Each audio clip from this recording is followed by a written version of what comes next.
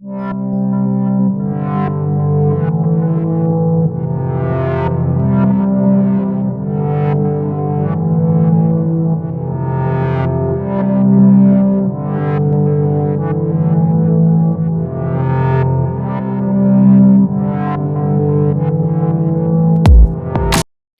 gente, tudo bem? Estamos de volta, dando continuidade ao capítulo de ácidos e bases, onde nós iremos inicialmente agora estudar o conceito de solução tampão, certo? Gente, o controle do pH, né, quando se trata de solução tampão, para vocês entenderem a definição de solução tampão, vocês precisam entender que o controle do pH ele é crucial para a capacidade de sobrevivência dos organismos, inclusive a nossa.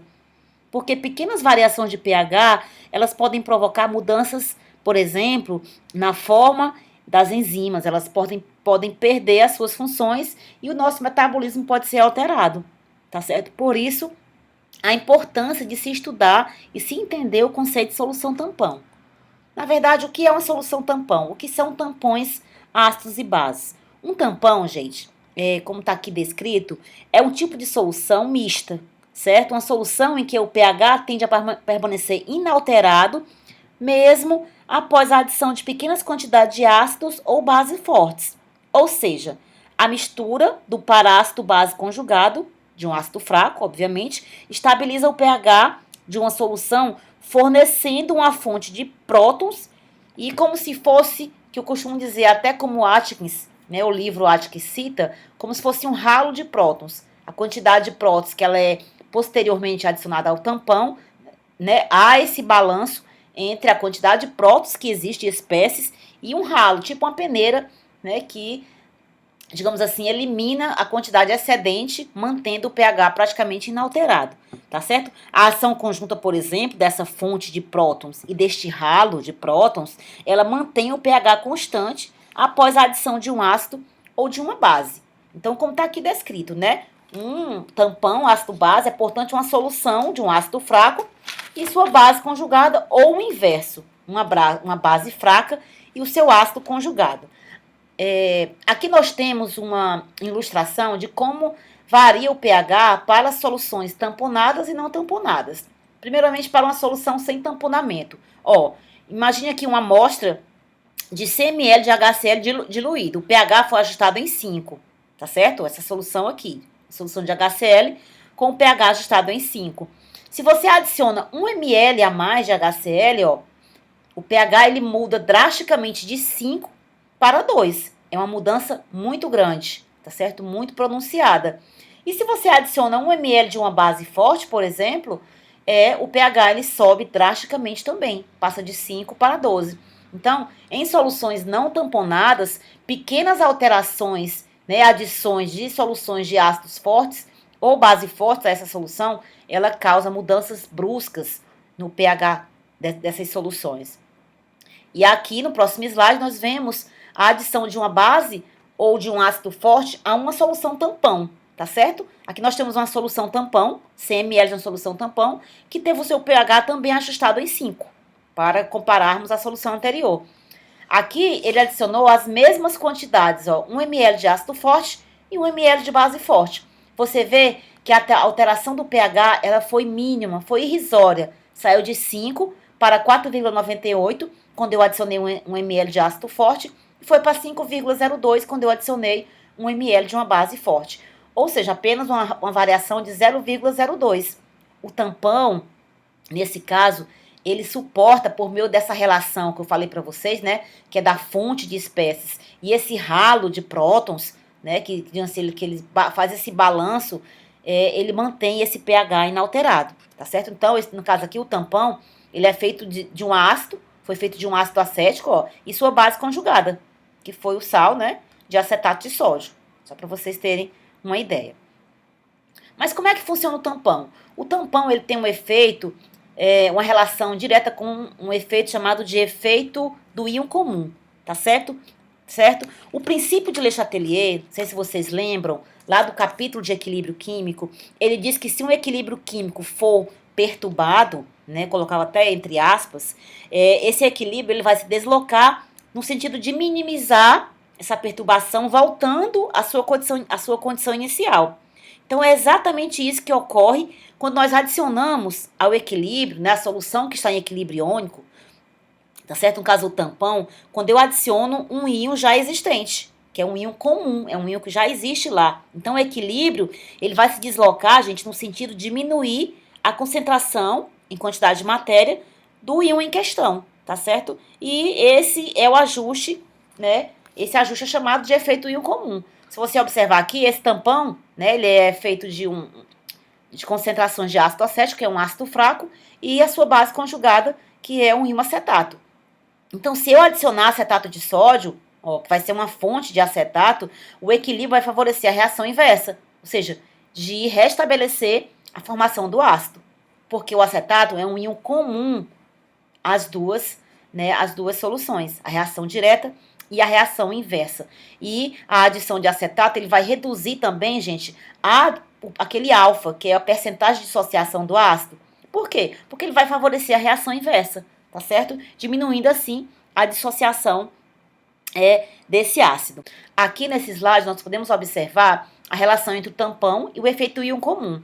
Observem que a concentração do ácido fraco aqui mantém-se inalterada, ó, a mesma concentração. Eu alterei a concentração do íon comum, que no caso é o íon acetato. Você pode observar que o alfa, né, que é aquela porcentagem de dissociação, ela diminui drasticamente quando eu aumento a concentração do íon comum adicionado àquele tampão, certo? Isso com certeza, né, diminui, como vocês observam aqui, ó, a concentração de íons H3 ou mais em solução. Na verdade, aumenta, né? Aumenta a concentração de íons H3 ou mais em solução por meio, né, da diminuição da percentagem de dissociação, tá certo? Que é assim calculado, como vocês bem lembram que eu citei no vídeo anterior. Então, como se trabalha um tampão, tá certo? Como é que um tampão atua? Eu vou abrir aqui para ficar mais fácil de visualizarmos, tá certo?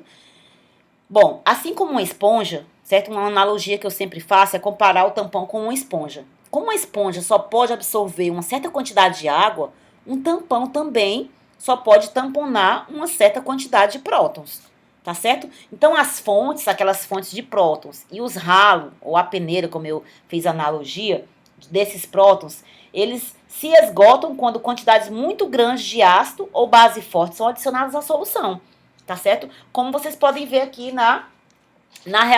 nessa reação química deste tampão, ó. Se eu adicionar uma fonte de H3 ou mais, né, de ácido, a esse tampão vai causar um deslocamento para a esquerda, para a reação inversa. O mesmo acontece se eu adicionar uma base, uma fonte de OH-, vai deslocar o equilíbrio para a reação direta. Então, essas mudanças na posição dos equilíbrios, elas absorvem a mudança na posição da concentração desses íons H3 ou mais ou de OH-, né, fazendo com que o pH não sofra muitas alterações. Por quê? Porque a capacidade do tampão ela é determinada pela sua concentração, né, e pelo pH da solução, tá certo? Um tampão mais concentrado, por exemplo, ele tem a capacidade de reagir mais efetivamente com mais ácidos e mais bases adicionados do que um tampão menos concentrado, tá bom? Os tampões efetivos, geralmente eles têm um pKa na faixa de mais ou menos 1, tá certo? Então, o tampão, gente, ele trabalha dessa forma, como aqui nós temos uma analogia para vocês observarem como o tampão trabalha, ó. Aqui eu tenho quantidades iguais de ácido sua base conjugada, tá certo? Se eu adiciono um ácido forte, né, vai deslocar para a reação inversa, para a produção para o consumo de acetato e mais produção de ácido acético, né? E se eu adicionar uma base, vai ser o oposto, né? Vai aumentar a concentração de um acetato, né, diminuindo a concentração de ácido acético, e é assim que os tampões trabalham, tá certo? Então, gente, essa capacidade tamponante, como nós observamos aqui, é baseada na analogia que eu falei para vocês, né, da esponja. Ou seja, todo tampão tem uma capacidade máxima de absorver aqueles íons que foram adicionados. É como se fosse a força do tampão, como está aqui descrito, tá certo? Nós usamos a equação de Henderson-Hausenbaut para avaliar como esse tampão, como o pH dessa solução desse tampão, ele é próximo do pKa do ácido fraco, né? Quando o ácido e a base têm concentrações semelhantes. Então, quanto mais próximos estiverem as concentrações dos componentes, maior será a capacidade do tampão, por meio da equação de Henderson-Hausenbausch. Bom, agora nós vamos falar um pouco sobre titulação ácido-base. Aqui eu tenho um esquema representativo de uma titulação. Uma titulação, gente, envolve a adição de uma solução, tá certo? Essa aqui tá na bureta, tá bom? Chamada de titulante, tá bom? Essa solução que está na bureta, ela é adicionada a outra solução, que é chamada de analito, que contém uma amostra a ser analisada, tá certo? Geralmente é colocada em um Erlenmeyer. Então, essa digamos assim, o aparato de laboratório que é utilizado para se fazer uma titulação. Lembrando também que os indicadores ácido-base são usados, nesse momento aqui, para identificar quando uma solução passa do pH ácido para o pH básico ou vice-versa, tá certo? No ponto de equivalência, tá certo? A quantidade de íons OH-, que no caso o H3O+, que foi adicionada, né, ao titulante, ela é igual à quantidade que inicialmente estava presente na bureta, né? Então, é assim que nós avaliamos as titulações ácido-base. No caso, quando nós fazemos a titulação do ácido-base, nós temos que avaliar o ponto de equivalência, que é quando ocorre quando os números de mols, como eu falei, adicionados são iguais aos números de mol dos que estavam presentes na amostra, ou vice-versa, tá certo? E o ponto final ocorre quando o indicador muda de cor. E a escolha do indicador ele deve ser, digamos assim, criteriosamente pensada, para que você consiga ver exatamente a mudança de cor quando chegar ao ponto final, ou seja, quando aquela situação for completa, né, que passar do pH ácido para o pH básico, ou vice-versa, tá certo? Isso também é muito próximo ao ponto de equivalência. Bom, gente, aqui nós temos uma curva de titulação de um ácido forte com uma base forte. Observem aqui na tabela ao lado que nós temos o volume de NaOH adicionado, ou seja, se foi o volume adicionado, a base forte ela estava na bureta e o analito, no caso, seria os 40 ml de HCl que seriam adicionados. Ou seja, eu tenho uma base forte e um ácido forte. Então, essa aqui é a curva de titulação, a variação do pH com a adição de NaOH. Perceba que o pH na titulação de um ácido forte e de uma base forte, tá certo? Ou o inverso, né? Poderia ser o inverso também. O pH, gente, observem aqui que o pH ele muda lentamente, tá certo? Ó, no início da adição, ó, até 10, 20 ml, o pH ele tem variações muito pequenas, tá certo? Porque isso aqui é próximo do ponto de equivalência. Então, próximo ao ponto de equivalência, ó, você vê que o pH ele muda abruptamente, né? Ele sai aqui de 2,3 para quase 3 aqui, ou 4, né? Então, ele vai passar essa mudança abrupta até chegar a um pH 7, né, que é no ponto de equivalência, porque trata-se de um ácido forte e uma base forte. É uma reação de neutralização, formação de sal e água, né, que é uma reação com pH 7, nós vimos isso no vídeo anterior. Então, novamente, depois de passar no caso aqui, né, o volume que foi adicionado foi de 40 ml para chegar no pH do ponto de equilíbrio. E após que eu fui adicionando mais volume, ó, eu vi que também é uma mudança bem lenta no pH, né, após o ponto de equivalência. Observem que a faixa de pH 7, ela poderia ter usado a fenolftaleína também, ou o vermelho de metila, né? Mas o ideal também é que se use mais a fenolftaleína. Então, como nós vemos, o pH inicia baixo, ele sobe rapidamente no ponto de equivalência, que ocorre no pH 7, e com o excesso de base, o pH ele aumenta gradativamente, mas não muito expressivamente. Aqui nós temos a curva de titulação de um ácido fraco e uma base forte. Você vê que era diferente, ó, tá certo? Da curva de titulação, né, da ácido forte e base forte. Uma coisa a ser considerada, você vê que apenas o ácido foi mudado, agora é um ácido fraco, o ácido fosfórico. As concentrações permaneceram as mesmas e os volumes também. Então, o pKa de um ácido, ele pode ser determinado por titulação de um ácido fraco com uma base forte, como está aqui representada. Você pode observar que na metade da titulação, ó, tá certo? Por exemplo, quando antes do ponto de equivalência, o pH ele é igual ao pKa do ácido. A gente pode fazer essa consideração. Você pode observar aqui que o pH no ponto de equivalência foi utilizado com 40 ml. Então, na metade, eu posso considerar o pH como sendo o pKa desse ácido, tá certo? O pH, no caso aqui, ele vai ser maior do que 7 no ponto de equivalência. Por quê? Porque eu estou usando um ácido fraco, que ele se dissocia muito fracamente, na verdade, e uma base forte que está totalmente dissociada. Então, o produto formado ele vai ser um produto básico, um sal básico, tá certo? No caso aqui, o indicador usado foi o de fenolftaleína, que tem a faixa entre 8 de viragem, né, de viragem de incolor para rosa, na faixa de 8 a 10, tá certo? Então, mais uma vez, o pH ele inicia, né, superior à solução do ácido forte, tá bom? E a curva, como nós esperávamos, que é o mesmo padrão da curva anterior, ela sobe gradualmente na região do tampão, tá certo? Onde o ácido fraco tem sua base conjugada e ambas estão presentes na solução. Então, há essa consideração. E no caso, o pH é maior do que 7 porque o sal que se forma é um sal básico. E, por fim, nós temos a curva de titulação de um ácido forte com uma base fraca. Né? Você pode observar que o perfil é o oposto que nós observamos anteriormente. Ó. O pH agora ele vai ser um pH ácido. Por quê? Vai ser menor do que 7. Porque o sal formado é um sal ácido. Porque nós utilizamos o quê? A amônia. A amônia ela se dissocia fracamente. Né? Ou seja, produz poucos íons OH- em solução.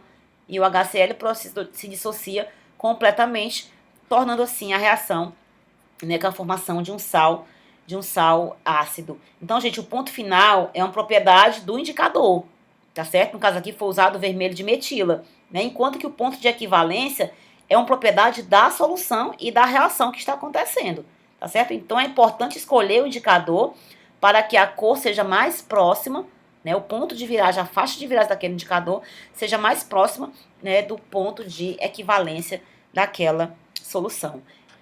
Bom, gente, para finalizar, nós temos aqui uma curva de titulação de um ácido poliprótico. O que é um ácido poliprótico? Falei anteriormente. É um ácido que tem mais de um hidrogênio ionizável.